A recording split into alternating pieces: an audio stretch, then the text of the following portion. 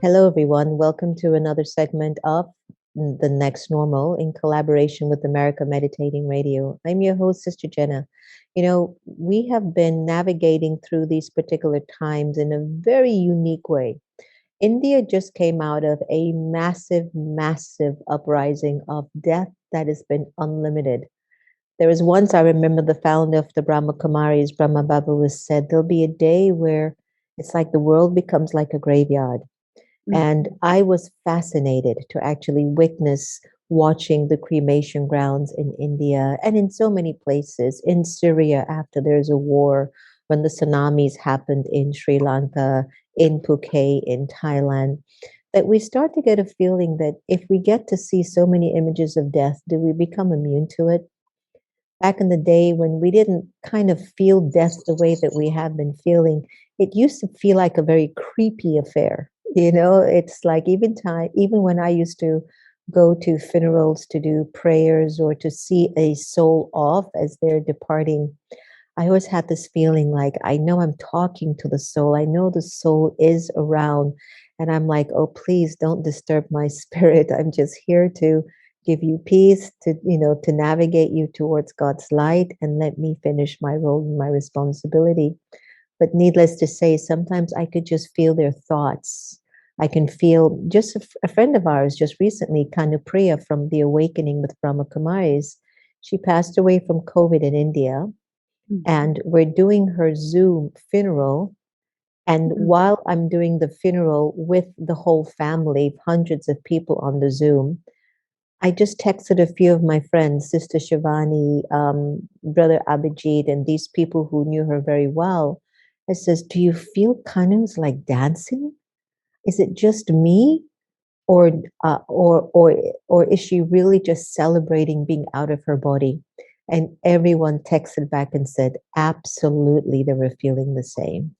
So, there is a need for us to learn more about this energy of light, this energy called the soul. And I think there's a need for us to understand the parameters of these two dimensions, flesh and light, soul and body, matter and just spiritual energy. And what better of a place to learn that than on the next normal and with America Meditating Radio. Our special guest today has an extremely unique story. And to give her introduction that justice, let me read it clearly from the paper. Margo Lenmark has journeyed far from her Midwestern roots to live a fulfilling life in service of others. She has taught meditation and stress management in major corporations as well as in other countries. But before alternative medicine was in vogue, she started and managed an Ayurveda health center in Palm Beach, Florida. While growing up in a Midwestern funeral home where her dad was an undertaker, Margot not only learned about death, but she also received clear messages from deceased loved ones about how to live life. These messages changed how she lived her own life. She joins us to share her fascinating experiences and insights in her book, Light in the Mourning, Memoirs of an Undertaker's Daughter. The book has received glowing reviews from a number of prominent authors and spiritual leaders, including our friends Deepak Chopra and Marci Shimoff. Welcome, Margot. Thank you for joining us today. What an interesting life you've lived. Thank you, Sister Jenna. I'm really happy to be here. And yes, I have really, really lived an interesting life. And your life just leads you to your revelations and who you become, so I'm grateful for every experience that I had. My mother was orphaned at 7, and when she was finally adopted, they were about maybe 13 years old. And the adopted parents, they were schoolmasters of a school, but behind the school was a cemetery. And so my mother used to share with me how they used to walk past or through the cemetery. And I'll have to tell you, and this is just my mother's story, she has a fascination with this whole energy of death. Either she feels she's always dying or she could just always see things. And I feel that we are living in such a gross consciousness. And I mean that word gross means yes, we only live from what our five senses sees, and we don't give enough credit or enough energy to the sixth sense, which is the Correct. energy of the spirit, the soul. Could you tell us a little bit about your interpretation of soul and what you've come to learn about it? I think what you said is absolutely true, is that we really need to develop, or I think we have it developed. I think we just need to appreciate and recognize this sixth sense, because that's where life really happens. You know, this growth that you talk about, it's just a reflection of what's inside. And so we do have this soul inside who lives on. And that's kind of the point of my book is, you know, when my brother died, I needed something. I needed answers. I needed inspiration. I needed something and perspective. I needed a deeper sense of life because I needed to understand life and death. And I think once we do that, or once we start appreciating that sixth sense that you're talking about, we will realize that we don't die, that life continues. And I think we will all be more at peace. We will all be bigger people. Our souls will be more developed. We'll have a much better life if we can grow that sixth sense that you're talking about. Because the soul lives within us and it lives on. The body's gross and it falls off, but the soul moves on. Not to bring you back in your past and wallow in maybe a moment that was very tragic for you, but would it be okay for you to share with us how your brother died? Yes, for sure. My brother, it was very sudden. My brother was just full of life. He was the guy who was never going to die. And he had a heart attack. And suddenly. So it was very, very shocking. And, you know, they talk in life about twin souls and soulmates and soul groups and things like that. Well, my brother was probably my twin soul. He and I were like the same person in a way. So and I had experienced many deaths in my life, but when he died, part of me died too. And that's why I needed answers. And that's why I went so deep with this. And I thought, 20 years before that, my father died. And when I told my friends the story of my father, they said, you have to write that in a book. I thought, I'm not going to write a book. You just asked and I told you. But then 20 years later, when my brother died, I had to go deep within and find answers.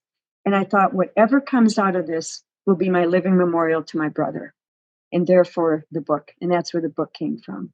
It was. Isn't that interesting, Margo? Because you've been raised around death, so to speak. But when Mhm. it's so close to you, it creates a Oh, different narrative in your head, doesn't it? yes, yes, completely different narrative. And I've been fortunate to recognize this sixth sense that you're talking about, because when people who are close to me have died, my father, my mother, my brother, and some other close friends, they have come back in different ways with very clear messages about what's important about life. And isn't that just what we want? Is for people to come back and tell us what's important, what's meaningful in life. One of our teachings in Raj Yoga meditation is the practice of being loving and detached for the sole purpose of what you've just said. You've been around death your whole life. Maybe you've been to 1,000 funerals. You've seen your dad Mhm. get dressed to, preside over thousands of funerals. And yet, somebody who was your soulmate, so close, there's so many stories between both of you. And the experience of the death with that soul turned everything around for you. And again, it proves to me when I hear stories like what you've just told me, how the importance of practicing how to love so deeply that you become detached, that you become Right. detached. And in some way, you can deal with everything with a sense of equality and neutrality so that you don't go through all of these emotions. And even though sometimes we think, well, if I don't go through this seesaw of emotions, am I living? Of course you're living. But because we haven't felt being in this full-fledged spiritual state of neutrality, then, we don't really know the other way of living. And I think that when I look at what life is about, it is about being full of love and power and purity, and sharing that with everyone along the way. Now, in terms of in the book, it is sharing about how individuals or souls have come back to basically give us some insights on how we should live. Would you mind, Margo, please sharing with us what are some of the insights that really held you when you heard some of the messages coming back from souls who Hmm. have been departed? Right. I can tell you every one of them was changed how I live, because when you get a cognitive experience like that, it changes you. So I'll give you an example. My mother's message was about resolving everything in life. It was such an important message because she and we had a very rocky relationship, very deep and loving, but also very rocky. And when I learned the lesson from her about resolving everything in life, I learned it from her right before she died, because I didn't know she was going to die. But the last time I saw her, she resolved everything with me. She said, Margo, I'm so sorry I did this. And I would cry and we'd laugh about it, you know. And she said, and this time I know I really hurt you.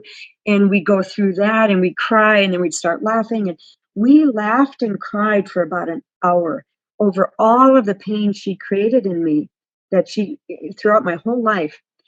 And then I said goodbye to her. We were going to have a family reunion in a week. I never saw her again.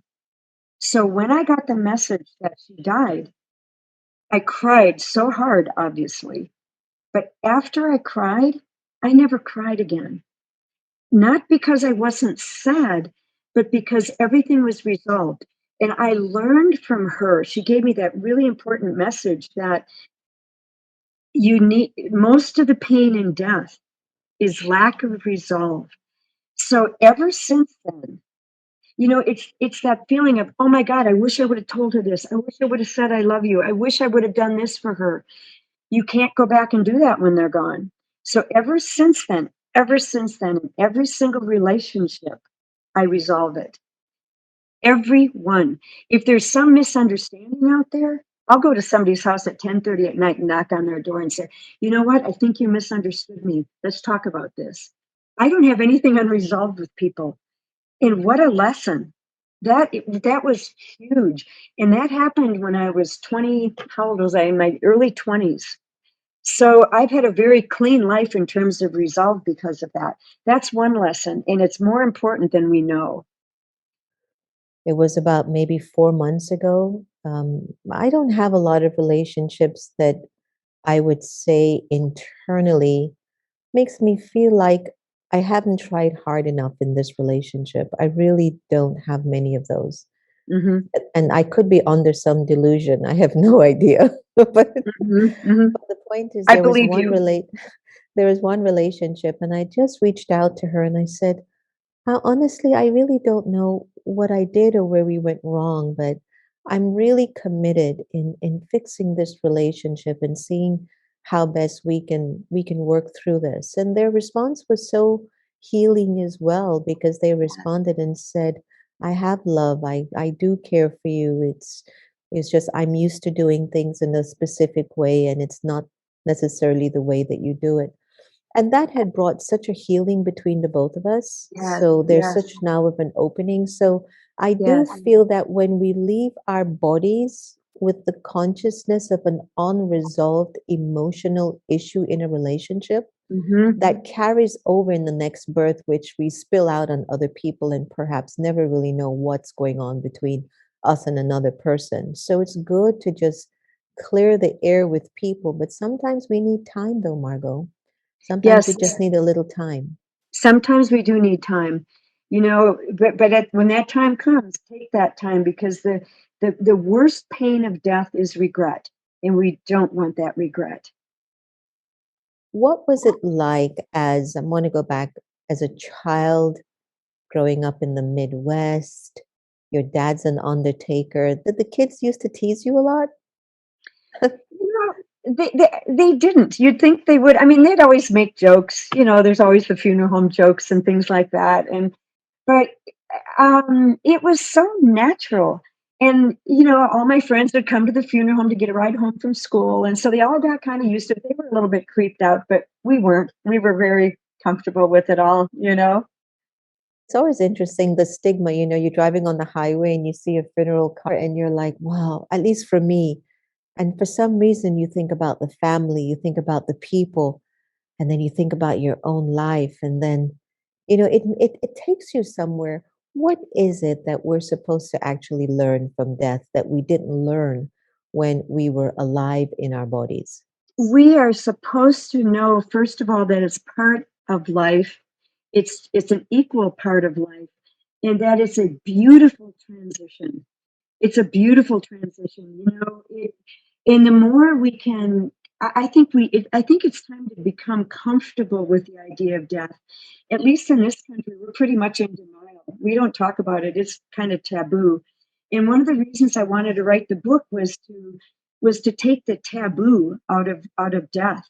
We should celebrate at death because that soul has graduated in a sense.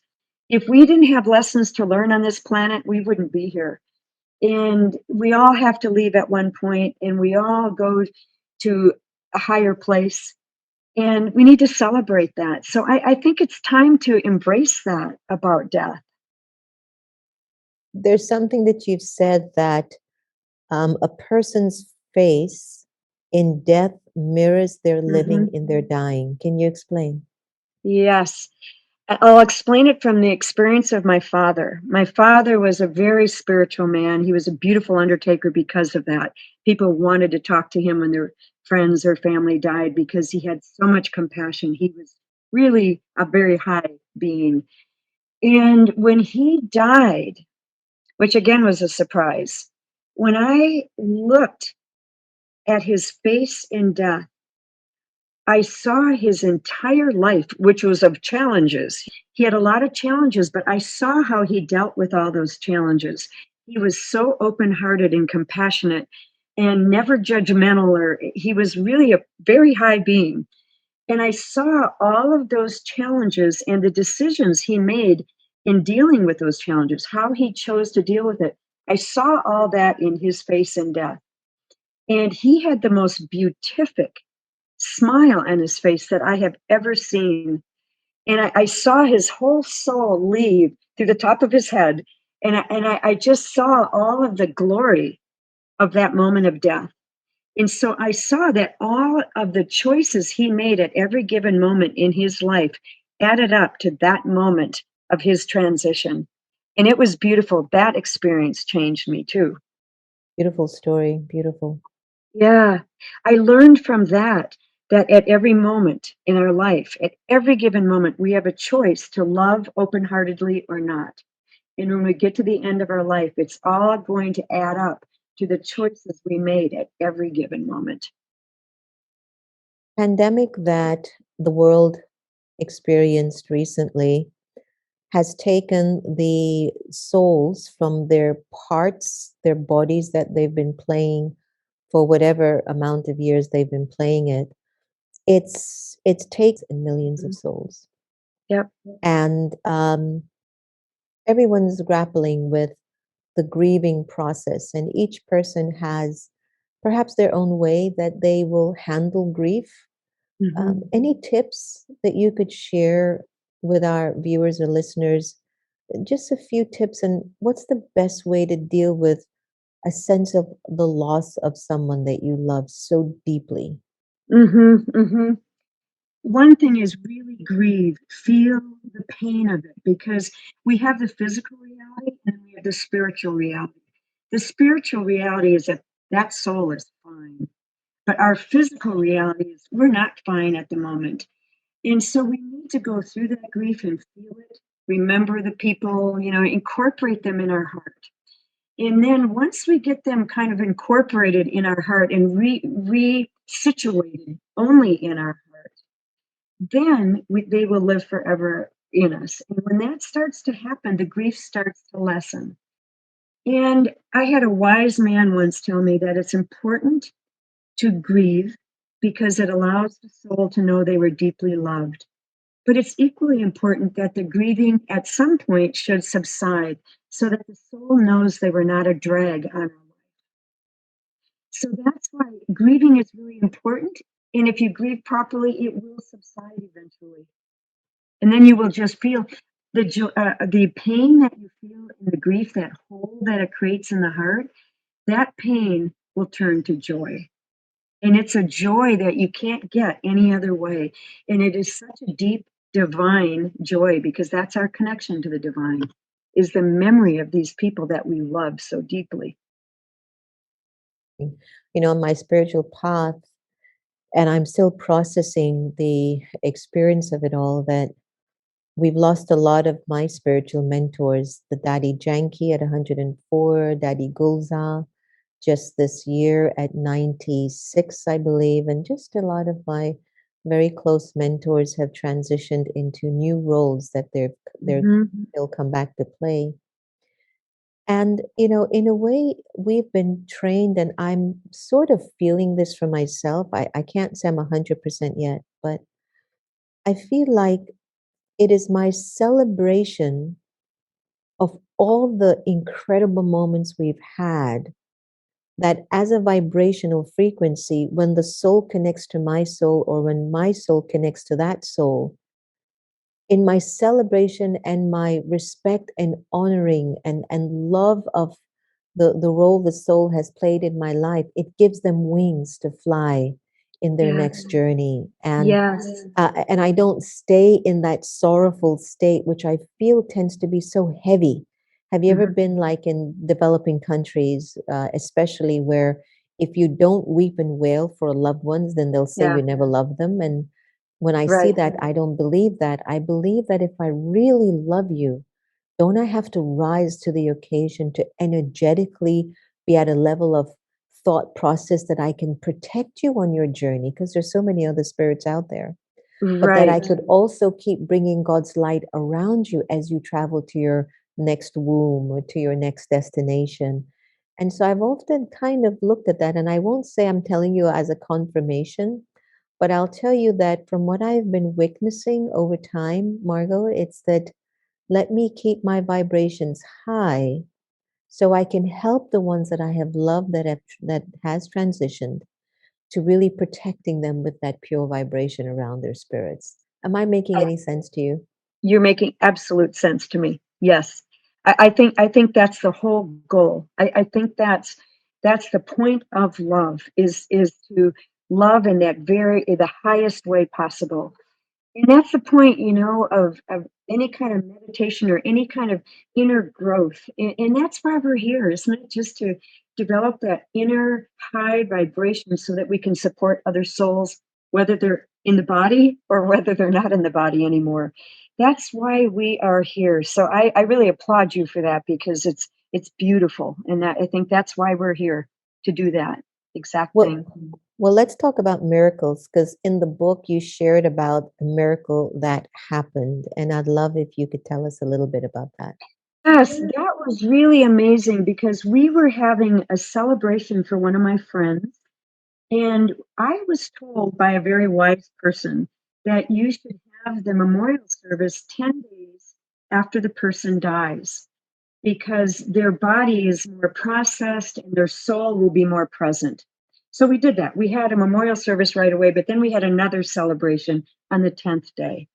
So we had dinner at my friend's house.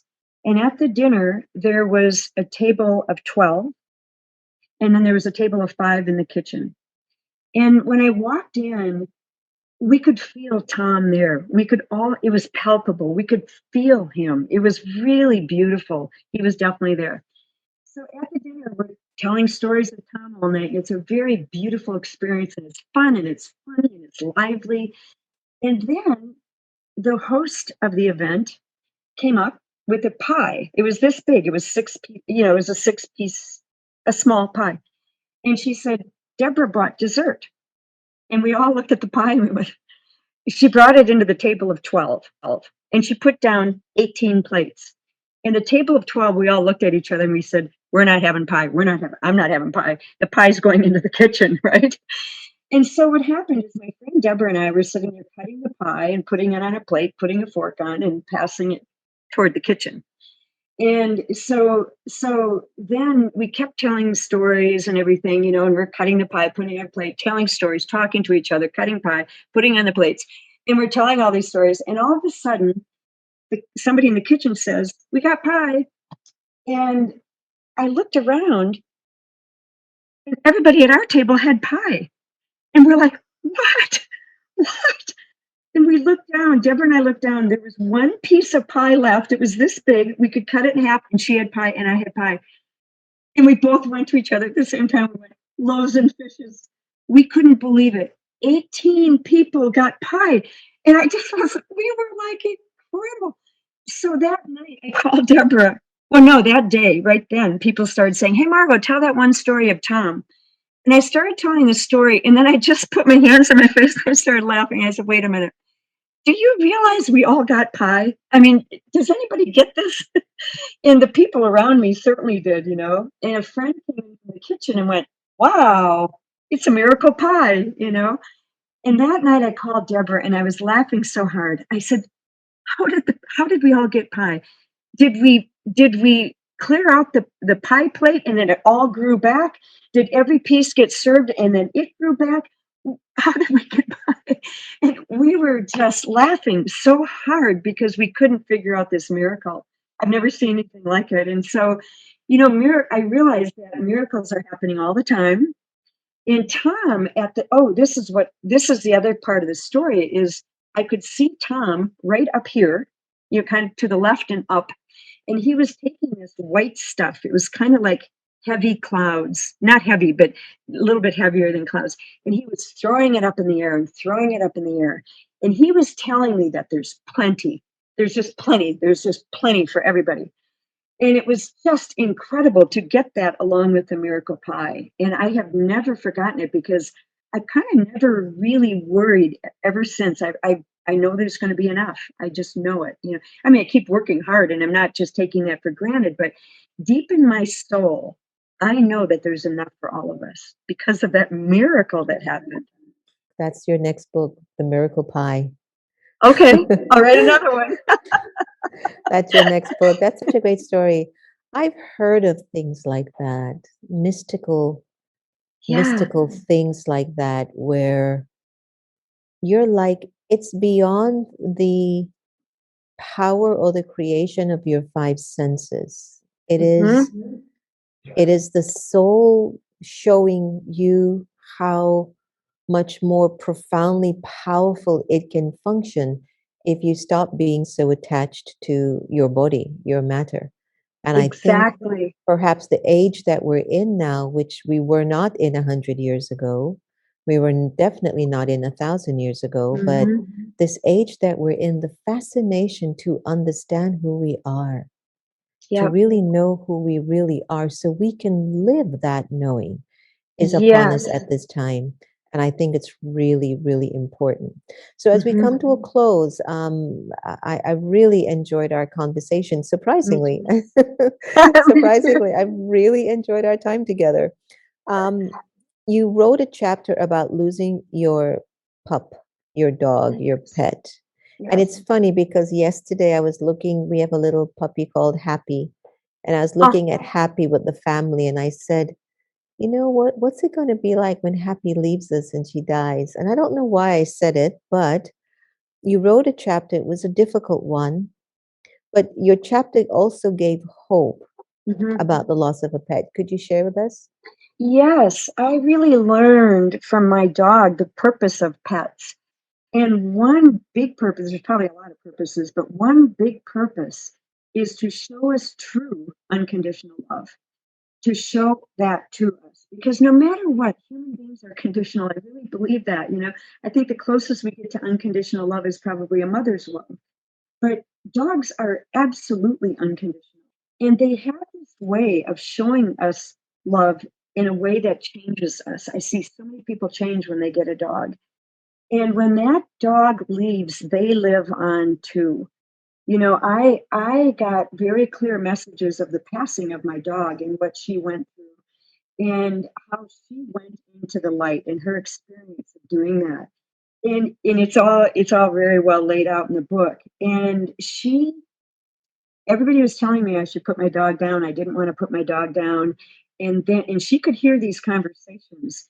And so right at the point where she had this really bad experience and my compassion should have led me to put her down, she knew I couldn't handle putting her down. And she died very quickly. And she will explain it in the book. I mean, it gets explained in the book how she made a decision to go so that I wouldn't have to put her down. So our relationship with our animals are really unspoken, but really deep. And their soul lives on too. And I believe very strongly that they stay with us after they go because I can feel her. You know, I can still feel her. And I just have another dog die and I can feel her. So yeah, it gives us hope that our animals are really there for us unconditionally, and it teaches us unconditional love, which again is another purpose to be here, I believe.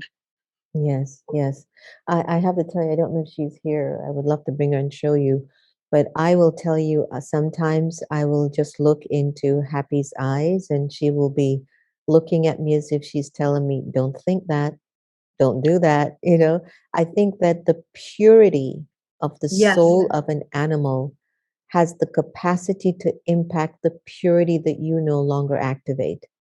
And yes, then when you are kind of in connection with them, they're there to remind you of your spirit of innocence, your spirit of purity, your spirit of love. And however amount of times you have that engagement that brings that memory back to you, it is definitely a gift. that is Margo, a it's been yes. a delight having you on air. I'm just Thank you. so touched by our conversation. And could you leave us with perhaps a website or any kind of closing remarks, my sweet Margo Lenmark, about whatever this meant for you and how our viewers or listeners can get in touch with you if they have some questions that they'd like to address? Yes, yes, they can call me. A lot of people have found me online and called me. Um, but you can get the book on Amazon, Light in the Morning, Memoirs of an Undertaker's Daughter. You can email me at margolenmark1@gmail.com.